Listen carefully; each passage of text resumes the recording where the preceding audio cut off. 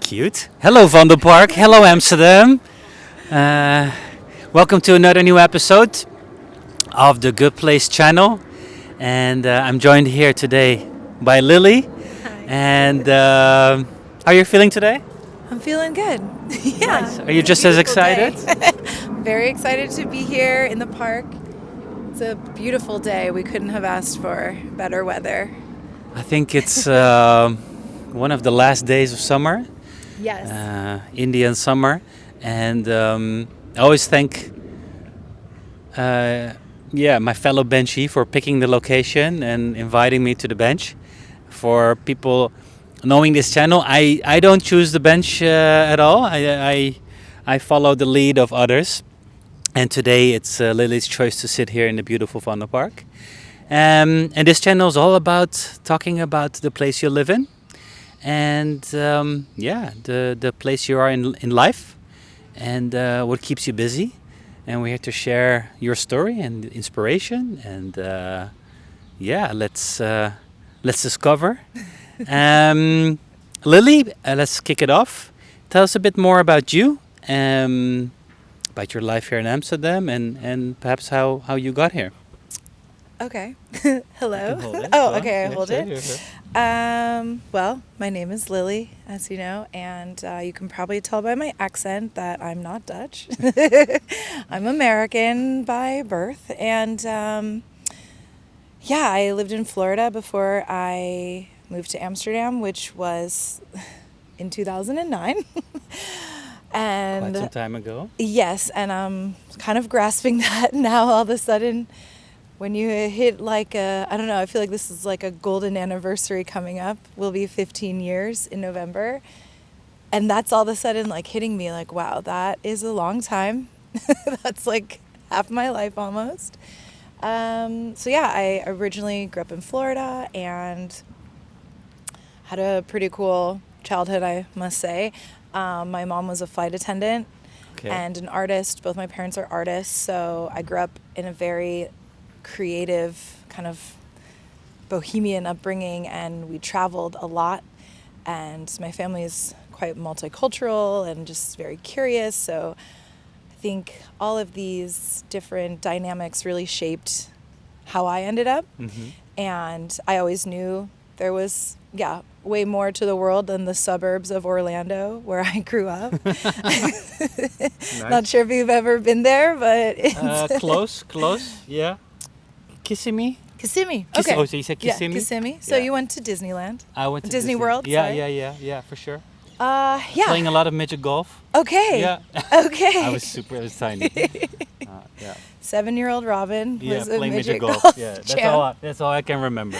Yeah. So I grew up there. I gotta say, was a pretty cool place to grow up. You're swimming and playing outside and swimming in the springs. It was great, and I got to travel a ton with my mom and my family. Right. And we would always come. Yeah, I mean, we traveled all over, but I think my mom, she really likes coming to Europe, and that was also part of her route. So I was just exposed to a lot, and that is really, I'm really grateful for that now as an adult. I just, in high school, I was like, ooh, I saw that movie Amelie. I was like, oh, I want to be like a cute girl on a bicycle, Okay. taking pictures around town and going to museums. Oh, what a life. So after I finished university, it was 2008 when I graduated. So if you remember the recession, one of many, we're millennials, so Yeah. it's all we know. But that was the first big one that hit me, and I thought, well, damn, I just graduated. What am I going to do? Everything's a mess. Maybe this is the chance for me to just go to Europe for a year. Okay. So I decided, and in a month, I was living in Amsterdam, which is And why Amsterdam? crazy. I don't know. I just liked it. I liked that, especially back then. It was more bohemian, just kind of a little more gritty and funky than. The bike? I love the bike life as well, but yeah, it just seemed creative and funky and totally antithesis of Orlando, which is very, I don't know, sterile, and the architecture is all from the 90s or 80s, so it's I don't know, there was history and like it felt like depth, and Paris seemed too expected and London didn't seem like it would be that different. I wanted some kind of language exposure. And you had been before? I'd visited before, growing up, but also as a tourist, just like, Right. college student and visiting with friends. And I actually, before I moved here, I studied in Leiden one summer. So, ik spreek goed Nederlands. Very And good. I was kind of looking, okay, do I want to go to grad school? Like, is there a bigger picture? But at the time, I was just like, get me out of Florida. Like, let me just go do something and do something interesting, and I figure the rest out. So I came here for a year. I was Mary Poppins. Like, right. Do you have a bakfiets with the kids? No. What? No. What? Okay, well, I was a big fan of the bakfiets. The original bakfiets, not the e-bike. I was like pumping that, pumping those pedals. Yeah. So yeah, I came in, I was au pair. I was like, I like kids. They're cute. That's fun. I'd take them to museums and picnics. Like, this is going to be great. Turned out to be way more chaotic than I was ready for. The first family was nuts. Oh, yeah? I hope they see this now, that I turn out to be such a badass and I'm still here. They were honestly horrible to me. So I left them. I found a new family, which was like a way better setup. Just, I would say, like more active parents. Other people are kind of like stay in bed parents, I would say. Yeah, yeah. So I really bonded with this other family, and I'm an only child. So to suddenly live with like 4 children under the age of 7 was... Wow. Intense. Next level. I do not have kids now. Don't Yeah. plan on it, but I do like kids, and it was a fun year. And in that time, the mom, who was like, we're still, It was a Dutch family. it was an American-British family. Okay. And I think that was also a good tweak in leveling up my experience. Yeah. The sounds of the park, I love it. Love it. And yeah, so anyway, the mom was really great, and she was like, listen, I had a career before I had kids. I can tell that you like are not, nannying is like not going to be your thing. No. So she encouraged me to find an internship, and I started interning at Time Out Amsterdam. All right, yeah. And that just kind of like set the course, unknowingly, I guess, but it totally set the course, because fast forward all these years, like I'm still a freelance writer and photographer and sharing stories of the city, writing travel guides, working in this like creative industry we have here, which is like quite full. So yeah, I didn't really think at the time that it was going to turn into this whole other like life. Yeah. I thought it was just like a chapter. Right. Now it's like its own book. Yeah, yeah. If they add up all So, these chapters, yeah. they turn out to be a book. Yeah. Exactly. So yeah, like that's my first year of Amsterdam, and it was an experience. I think I was a little too old to be a nanny. I was like in my early 20s. Yeah. And I made a lot of friends, and then very early on learned that the international community, it's very vibrant here, but it's very transient, and you like have these beautiful friendships that grow and these experiences that you share. Yeah. And then people move away, their jobs change, or their partners get a new contract, or whatever, everything changes. Transient is the word of that it's changing. Yeah, it's Yeah, like okay. everything's just turning over all the time. Yeah. So after that first year, it was like a year and a half, I just, all of a sudden I was like, well, damn, where's all my friends? Like, everyone has left, and now I'm still here. Yeah. What am I doing? And so there was definitely some weird So times. is that the 15-year itch? Yeah. I moved away when at 15 years. You moved? Okay, well, Yeah. for me it's November, so let's see if I survive this Okay, winter. Okay. But yeah, that first year taught me a lot, because I realized like, okay, wow, I never felt really alone, because I was living with a family, and I had all these cool girls that were also au pairs, and we were in this similar experience, just having sort of this kind of, gap year experience.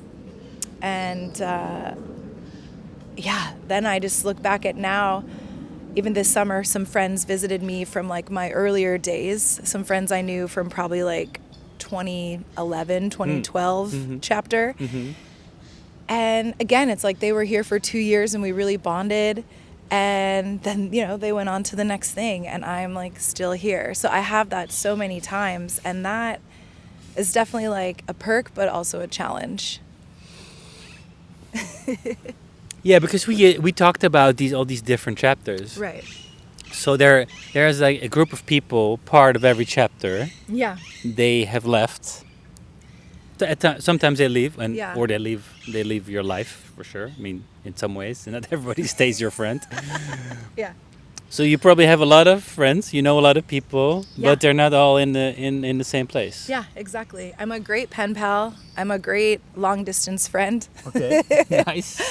That's like If you need a friend, if you're into postcards and pen paling, I'm your girl. I actually Okay. make my own postcards now. okay, I sold them earlier this year. cool. But yeah, I'm thinking about that. And when we're, kind of chatting about ideas for this conversation, talking about community, it's like, wow, I've actually been a part of so many different communities here. And I've had so many personal communities myself, like communities in the sense of these different friend groups and different moments of life, like being an au pair, being an intern, being a student, a writer, photographer, yeah. Yeah, there's a whole freelance world here. When I was doing my master's at the UvA, there's a little community of like student world. Yeah. And it's so funny because Amsterdam is so small that even if you don't necessarily stay really close, student years, you're really close because you're going through it, and then everyone disperses a bit. But I'll still run into people, at an event or even just, at a bakery, walking down the street. That village vibe. I like that village vibe of Amsterdam, and it's just when Jenna and Kevin were here earlier this summer, we were just really talking about that, like, oh, I'm the one that stayed. So many of my friends ended up like marrying Dutch people and then taking them back to the States. And I was like, no. Is that how it works? That was like a trend in my friend group. But I don't like to follow trends, so I just stayed here. They didn't snitch me, that's for sure. I'm still here. Yeah, well, you're in The Hague now, but Yeah, true. we'll keep you as an honorary. You were here for long enough. You're an honorary Amsterdammer. My partner's not American. Oh, okay. That's why she stayed here. So Amsterdam being that's the good place of communities and getting to know people and getting around and also leaving can also then be very lonely. Yeah. Which you expect, of course, from larger cities like, I don't know, maybe less personal ones like New York or LA or whatever. But then, yeah, it's been also challenging here in Amsterdam. Yeah, for sure. I mean, I think everyone at some point in every life experience, your loneliness is going to be a part of that. I think as well, our generation of, people actively using social media, you can also feel lonely from that. It's like a blessing and a curse. You can use social media to connect with people, but you can also like doom scroll and feel like, well, what? Oh, I wasn't invited to that, or oh, they're all doing this, Yeah. and you're really only seeing like a small tip of the iceberg, right? Yeah. But indeed, there's been times, and sometimes I question myself when I'm like having a life evaluation, like, okay, is it that your 20s are challenging? Is it that Amsterdam is challenging? Is it that living abroad by yourself is challenging? Like, what's the root of the problem here? Yeah, or yeah, is yeah. it that they're like triple stacking on me all at once? Yeah. Freelancing is challenging. Like sometimes I do feel like there's definitely times in life where I just feel like wiped out and knocked down and like, what have I done? Like, did I make the wrong choice by coming here? And I think, no, I made the right choice for sure. But you always, things happen in life and challenges. And you Beyond feel the like, place. beyond the place. And then you're like, is this where I'm supposed to be? Like, is this meant for me? And what the resolution I've come to now with that is that loneliness is something we all experience. And it's important to talk about because we can feel alone even when we're not alone. And we're all going through it. Yeah. And I think that experience actually in a way strengthened me. I have a very tight-knit group of friends in Orlando, and I'm really lucky that when I go home, I just dive right back in, and all these years go by and I'm like still part of it. And I got to go home for weddings and baby showers, but they come visit me, and it's like a movie. It's actually very unlikely, but it's very cute. And I think sometimes over here, I beat myself up like, oh, why did I leave when I have this like magical group of friends that all stayed in our hometown? And I'm like over here alone, just hanging by a thread, figuring out like. And people come and go. People come and go. What's my next move? I mean, don't even get me started about the housing in Amsterdam. Yeah. That alone is a terrifying. Sure. I think I counted once and I lived in 16 places or something crazy. Yeah? Yeah. Well, if these factors become a bit doubtful in your life, then it is, thanks. Then it can be definitely very challenging, you know? Yeah, for sure. But you still call Florida your home? Yeah, I mean, that's like my roots are there. My mom base. is there. Yeah. I always escape the winter Yeah. and go home. So I think having that, because it wasn't like I wasn't really like running away from anything there, but I also wasn't really like running to something here. I mean, no disrespect, but like coming to be a nanny for a year, that was not like my end goal in life. But at the time I was just like, well, I got to do something. I don't want to sit in the suburbs. Yeah. I was actually not. I was working at a museum, which was pretty cool, but you know, your contracts end. You're like the ordinary expat as well? No, and I try to not even refer to myself as an expat. I mean, for sure, I've felt like that before, but I think now that I am quite settled and ingeburgerd, and I have a Dutch partner, I have Dutch friends, a lot of that came from when I did my master's here. So we'll take it back to like 2014 chapter. I did my master's in communications at the UvA, and I told myself like, okay, I've kind of been through a couple of years of this gray area and friends coming and going. Like, if I'm gonna study here, and I gotta make some Dutch friends and really solidify some friendships, and just, you know, really work on practicing my Dutch more socially, and you know, so I did that, and I still have a couple friends from that time of life and like a group that is still part of my life here. Again, some of them have, you know, fled, but that was such a smart choice, I think, for me to really push myself they say you have to integrate, but it's like you have to really just kind of find your people. Yeah. Because, you can learn the language, but if you're not using it in like an active part of your life, then you're still going to kind of feel like kind of on the outskirts. Well, you don't have to around here. No, you don't have to. And I think that's, again, like a blessing and a curse. Yeah, absolutely. I think it makes it easier for people coming here to just kind of avoid I don't think you get a deeper connection. Like, I definitely have made deeper bonds by knowing some Dutch. I mean, I've done a podcast in Dutch. Please don't ask me to switch. I'm not warmed up. We're going to put the link below. No. But your partner's Dutch? Yeah, she's from Curacao. Oh, yeah. So she's like Dutch by colonialism. Yeah.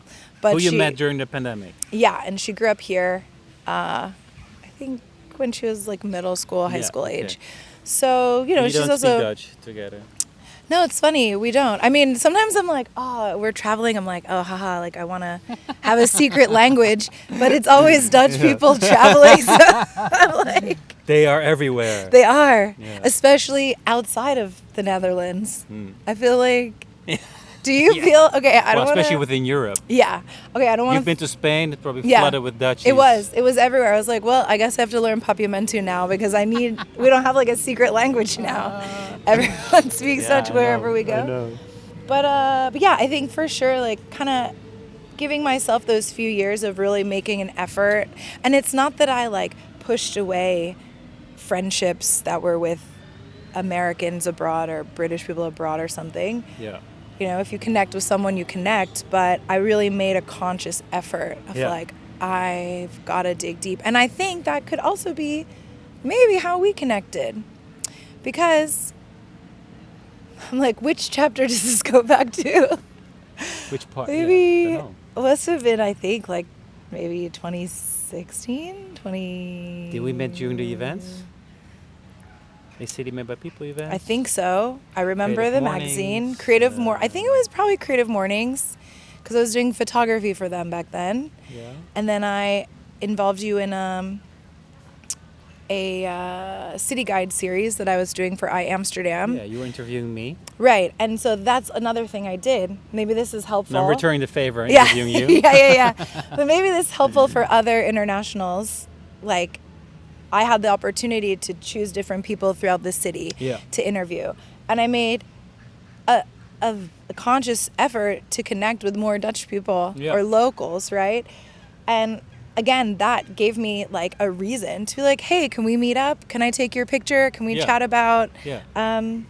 outside of your own bubble. Exactly. Yeah. And then, we don't have to be best friends, but we stayed in touch. Yeah. And now, what is it, like almost 10 years later, we're chilling on one of my favorite benches in Vondel Park. Like nothing's changed. Yeah, nothing's changed. But and how many chapters are you I know. Up the road?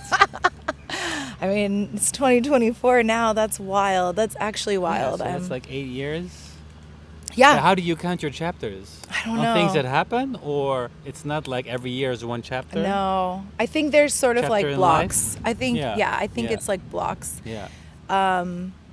And now I kind of count it also if like we're in like the post-pandemic chapter. Yeah. Right? I feel like life changed so much after that. Especially, I don't know. Does your family also live around The Hague? I'm interviewing you now. No. Like my brother lives here. Okay. Jan Pieter Heijen. We lived in the same street, and then I moved away.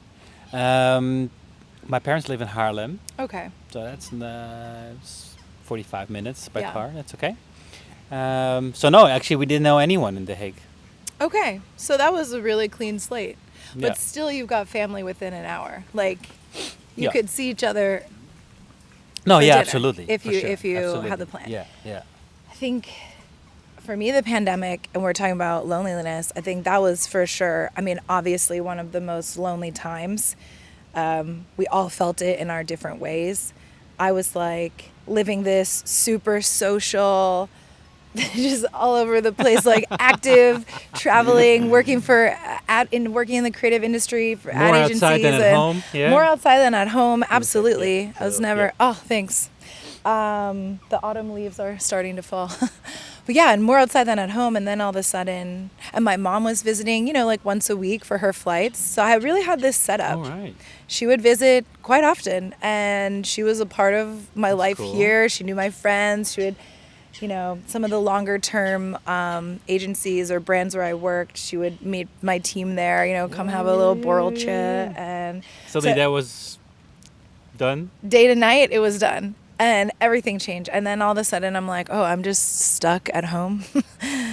What am I going to do? Like, this was not the plan. If I have to be stuck alone, like I want to be in a sunny garden somewhere, not in like a cold, rainy apartment. Yeah. Wow. So that was, there were some dark days. Still feels like a blur. It does. Huh? Yeah. And the whole pandemic time brightened for me. I met my partner later that summer. So then I had like a buddy, a lockdown buddy. And again, a blessing or a curse, because maybe without the pandemic, you wouldn't have met. For sure. It's funny because just knowing her story and my story and the similar friends we shared, our lives were kind of like running parallel.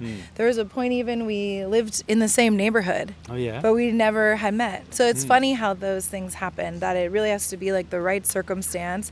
And also probably for me to just like, hey, slow down and have capacity to even like date someone. I was just really career focused. And that was great. Like that was the time. I needed to do that also as a freelancer living abroad. Like I have a responsibility of keeping my business going. Was that a start of a new chapter? I think for sure. I think at the time we were just hanging out and having fun, and it was like, okay, see you tomorrow. Okay, see you tomorrow. Okay, see you tomorrow. And I was like 4 years later, we lived together. I'm like, yeah, I'll see you tomorrow. No, but also it was very organic. What I also like about it, what I just hear, is that I was all the time just working. Yeah. Working. And then I met my partner, which then gave me a balance of slowing down. And suddenly a weekend was a weekend.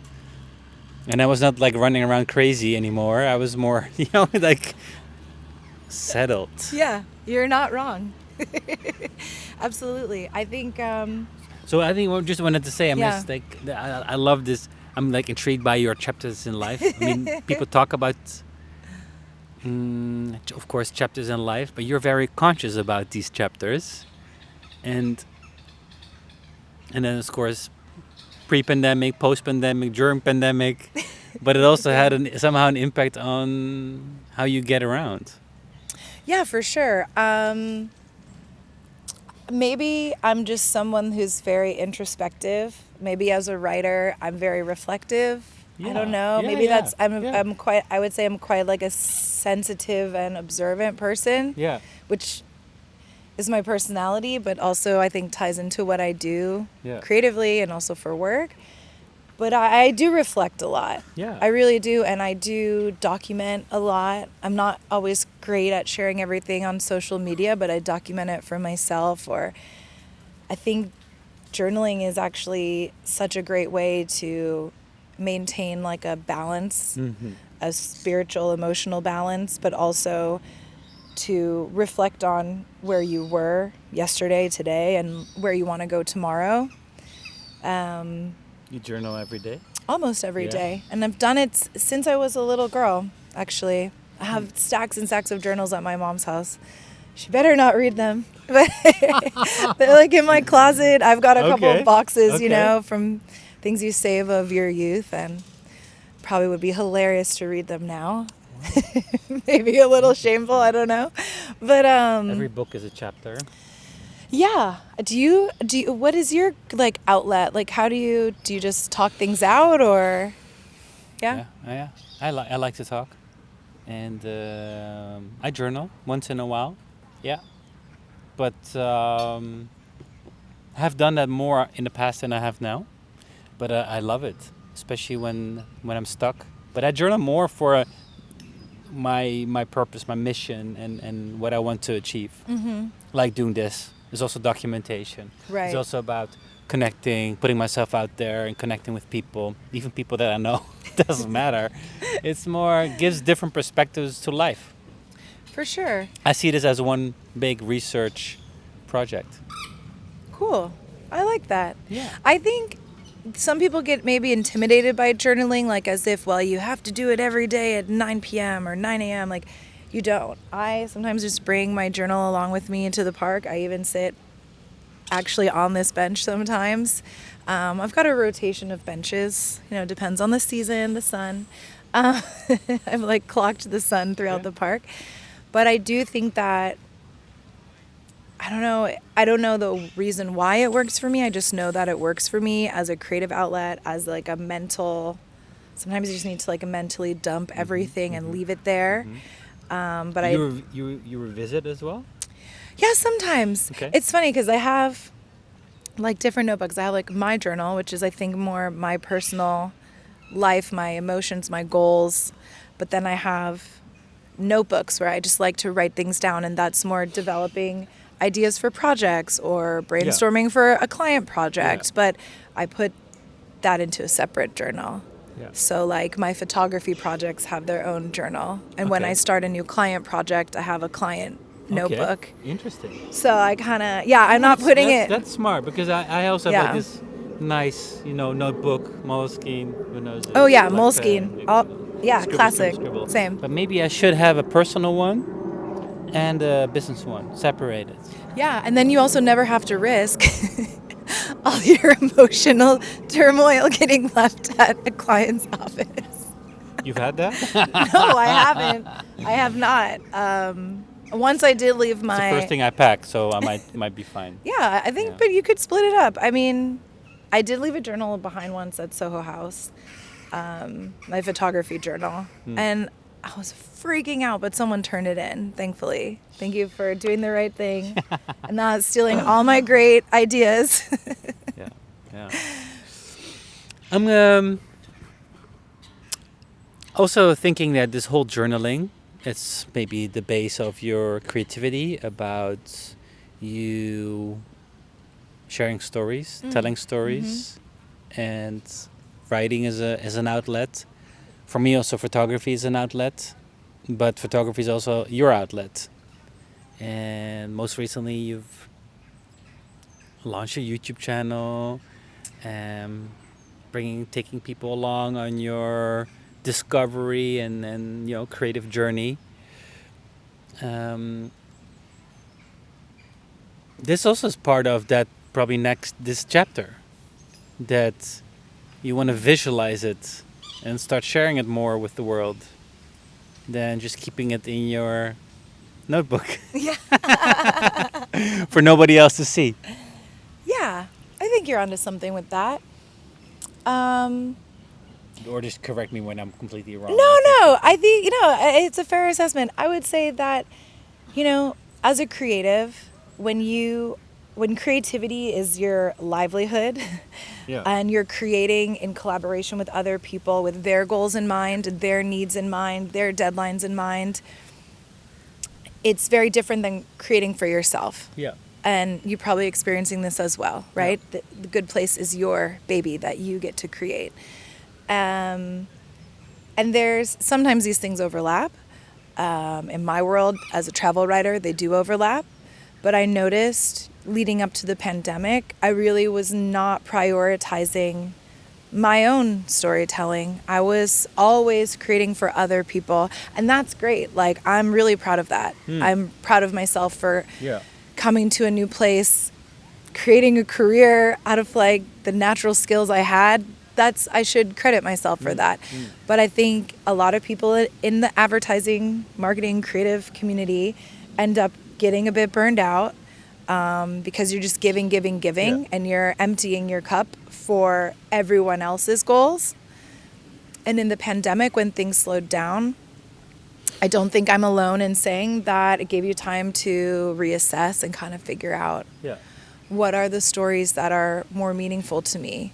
And I realized, like, I want to have a bit more balance of first creating for more brands that are purpose-driven and not only commercially driven. It's a little wind picking up there. Nice. But then also giving more time to prioritize my own storytelling and my own experience, and just being better at sharing that more consistently. Making the stuff wasn't my hindrance so much. It was more like finding the time to actually fully produce it and then put it back out there. And to do it with my own story in mind. Yeah. So that's something that now, this year, I'm prioritizing more. Ooh, the wind is... As soon as I take my jacket off, now it's getting really windy. Looking at my tripod. Yeah. But does that also say something about where you at in life?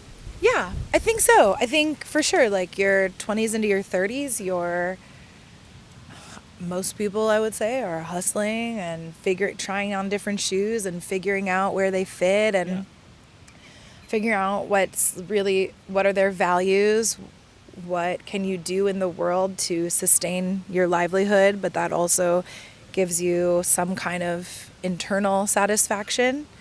And maybe it's also a commentary on Amsterdam. I think that Amsterdam is a very, like, I don't want to say pretentious because that feels a little aggressive, but people here are really career oriented. Okay. And it's not that I'm not. I am as a means to an end. Yeah. And I love that I've developed a creative career that's like peak, right? That's the goal. Sitting in a 9-to-5 office was never going to be for me. Even when I tried to convince people to hire me, they're like, this is not for you. But anyway, my point is more that I think here it's so career driven, and there's a reason, right? It's very expensive to live. There's a lot of competition. Yeah. That's what a big chunk of this city is about, even like historically, right? And I think just when the pandemic happened for me, everything stopped. Everything was turned upside down. And I had no choice but to just ride that wave and go through all of a sudden, like, what is my meaning? I'm just Yeah. like this voice of selling other people's stories and other people's stuff, and I'm doing a good job at it, a great job even. But What's your message what to the am I world? getting back, What's and your what is mission? what is my exactly like Purpose, that kind of stuff. indeed. And I just realized, like, wow, oh, now I have time to finish projects in my own blog or publish more of my own photos or go take more photos and find more stories that I want to tell. Creating different guides that I'm curating, Yeah. not just with someone else's KPIs in mind. No, exactly. And that was really a scary time for a lot of us, but it also gave me like a whole new freedom in a way. And on like a personal note, there was some inspiration because my mom got really sick just as the pandemic was kind of slowing down, I would say. Yeah. It's like 2022, 2021, she got really, really sick. Not from COVID, but she had like some crazy medical emergencies, and that ended up being like a string of surgeries and recoveries and like back and forth in that. So I was really dedicating a lot to her, obviously. Glad that I had the opportunity to be able to travel back and forth and like work remote. But just again, I think when you see someone going through these like very close call experiences, it makes you assess that even more. Yeah. And like we've already been primed for that now going through COVID and the lockdown. So then to have my mom going through these really unsettling medical situations, I was like, okay, whoa. Like, life is too short. I don't know that my whole life needs to be about staying late to work on a campaign to sell more sneakers and leggings. Like, how many sneakers and leggings do we need? Yeah. It just made me... What's really important in life? Huh? Yeah, and I mean, like, shoes are important. Protects your feet. But yeah, there was just a lot of change in the last couple of years for me. And I think now I'm kind of coming out of that. My mom's doing way better. I'm back here like a bit more settled again, you know, but when you're... But your mission has maybe I think my mission changed. a little bit. I think so. I think for sure. And maybe it's also just getting older. You're becoming more appreciative about the people you hang with, your surrounding. You get a bit more conscious about it. Yeah. For sure. I think in general, like since 2020, my life in general, in a lot of ways, like slowed down, but that gave space for what I think is more valuable to pick up. And yeah, maybe having like maybe less social connections, but deeper ones. Maybe having like this year, definitely, yeah, I'm focused more on producing my own art and my own type of storytelling. Yeah. Well, the opposite is that I'm not spending as much time on these big campaigns. So my budget is a bit different now. There's pros and cons to both. But, I know. Yeah, exactly. Yeah, you're producing your own series as well, so you get that.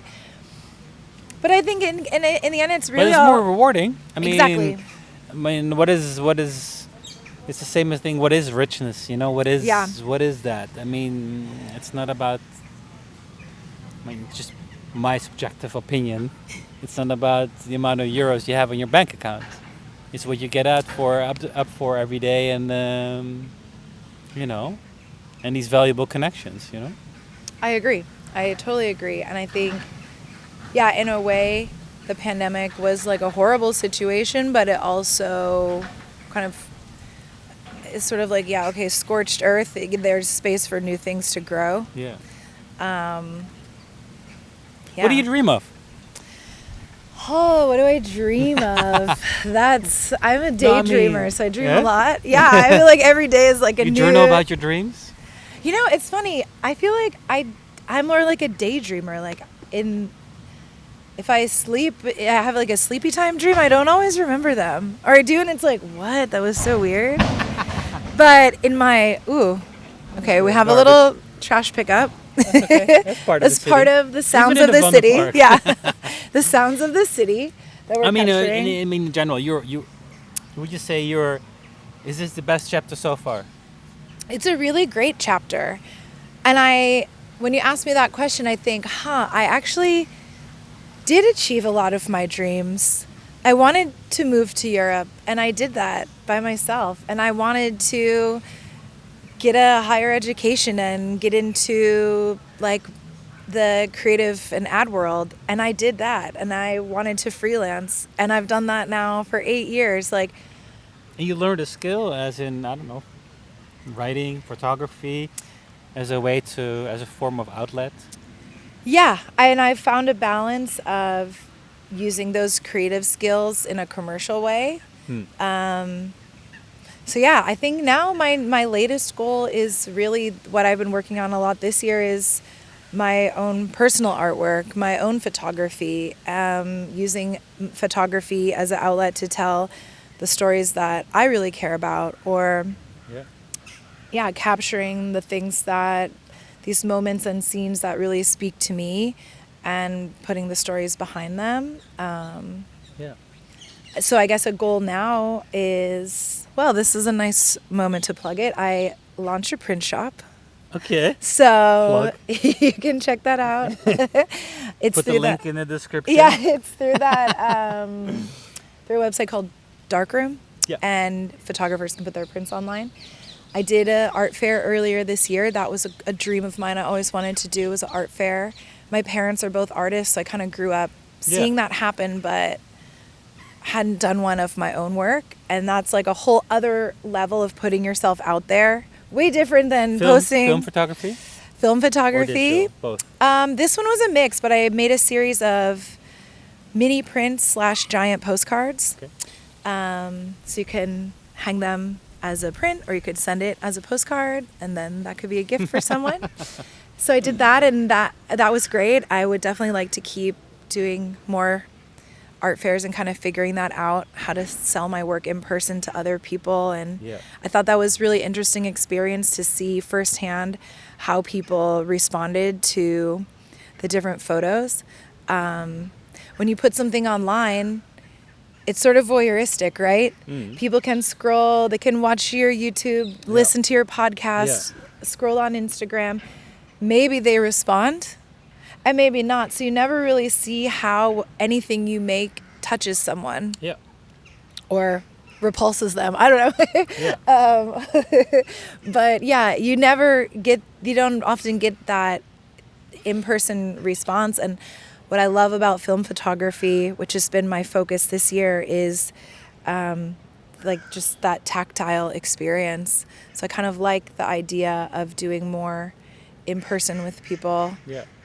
That's, I think, going to be a goal that's going to roll out more in 2025. But for now... Well, I think that's also the beauty. I'm also part of a photography community in The Hague. Mm-hmm. I mean, I'm not that super active. I mean, I want to, but just, life. But it's about the process, It's about these connections we're making. And I think that's beautiful, to share that kind of inspiration and creativity with others. It's great. It's not only about the outcome of what's out there, comes out of it. It's mostly the situation, how things came alive. I like that a lot. Yeah It's really nice. And I think so that's also, sorry to say, because I wanted to go somewhere and then my mind started to wander, is same with like this channel. I want people to comment. I want people to respond. I want people to connect and say hi. And there are a lot of people that do through this, because they sometimes listen to a story and then like, hey, that sounds a lot like my story. Or so that's like recognition, especially people moving cities or living in different places as an international, as an expat. And that's nice, because that means that what we do touches somebody else. And so please, people, don't stay quiet. Say hi. Just say hi on the street, but also in a digital space. Because that's why we do what we do. And everybody in his own original form. But yeah, people should not stay quiet and lurk. They just need to connect. Yeah. Yeah, I Especially agree. if you like it, why not? Yeah. No harm. No harm done.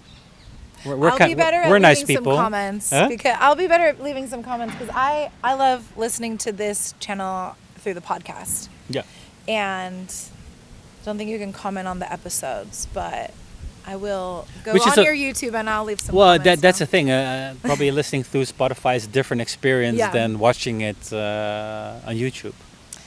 I think so. YouTube is like a whole other world that I'm still like getting into now. Yeah. But also like Instagram, So, like people yeah. respond more to reels or snippets of these episodes on reels, and they're like, Whoa. "Whoa, it's an entire episode." Yes, it Yeah. is. Yeah. It's not just reels. It's not just short interviews on a bench. Yeah. No, it's the real good place, people, is on YouTube and on Spotify. There you go. So you can have a... Well, but I think what works nicely with this format is that it's just a bit more calm storytelling.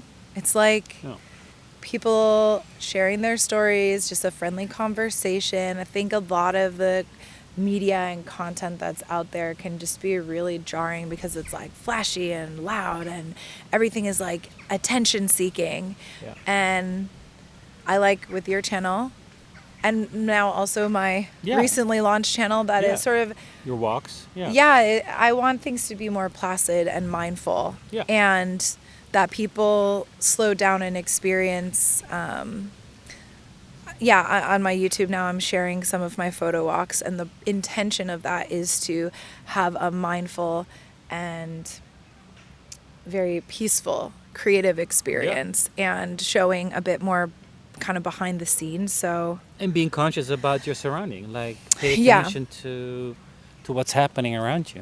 exactly. Yeah. And that kind of came a little bit out of the pandemic as well, I guess, is that I always did photo walks. I just didn't really broadcast them. And then when I was like alone, all I had was like walking in the neighborhood Yeah. and my cameras. And I started to just take, parrot. I just Yeah. started to take pictures on my iPhone of the film pictures that I was taking Yeah. and sharing that. And people were like, how are you finding all these spots? And where are you finding these flowers and trees? I'm like, no, like literally I'm just walking around West or coming to the park. But we use the lens. We use the lens to discover that. Yeah. Yeah, for sure. And I think from there, just kind of sharing more and people were wanting to see more. And then it was encouraging other people to be like, oh, I'm going to go. I would share little things like, oh, go look for textures, go look for shadows, go look for colors, like very simple prompts. And, I wouldn't say like tons of people were responding, but people were responding and starting to do that. And I think for me, creativity, it is on one hand a commercial aspect. It's my job. But on the other hand, what it's always been for me is a mindful experience. Again, I think that ties back to my upbringing with artists as parents, that creativity is something that you focus on. It's not something you're just like pumping out to give away. It's something that you're putting your spirit and your maybe emotions into, and that's a mindful process. So that's something that still really resonates with me, and I think that's now perhaps more my mission these days. But I think I am kind of on the cusp of entering a new chapter now. Ooh. So stay tuned. This is sounds like the part 2 is in the making. And then Let's see. who knows whether it's in Amsterdam. Yeah, maybe it's somewhere sunnier, warmer. Yeah. Let's and see. A lot of these factors you surrounding yourself with, I hope they remain the same. And you can take them with you. Yeah. Yeah? Yeah, Amsterdam has served me in a lot of ways. I can hold it. Oh yeah, okay, hold it. I'll kick back. Yeah, I think, and this is something I hear in the conversations on The Good Place as well.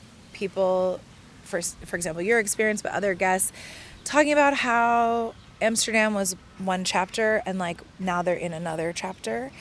And for me, I think, well, I have to like redo my visa every 5 years. So that gives me a chance to really like assess, like, do I want this? Yes, I want it. Okay. Let's print out all this paperwork.